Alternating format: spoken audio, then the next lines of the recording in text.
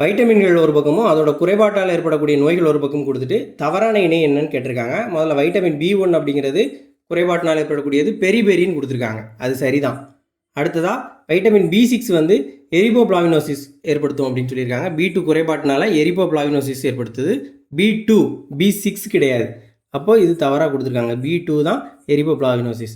அடுத்ததாக vitamin B2 டெர்மாட்டிடிஸ்ன்னு கொடுத்துருக்காங்க. நம்ம பார்த்தோம் B2ங்கிறது எரிபோப்ளாவினோசிஸ், B6 தான் டெர்மாட்டிடிஸ். அப்போது B6க்கு பதிலாக B2வையும் B2க்கு பதிலாக 6ஐயும் கொடுத்துருக்காங்க. மாற்றி மாற்றி கொடுத்துருக்காங்க. ரெண்டுமே தவறு.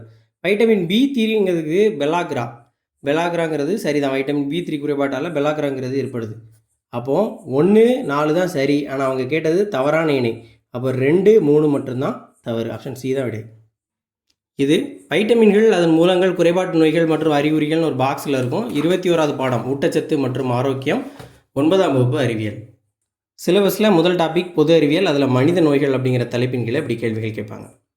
16/11/2025 நடந்த combine technical service exam ITA level question தான் இது.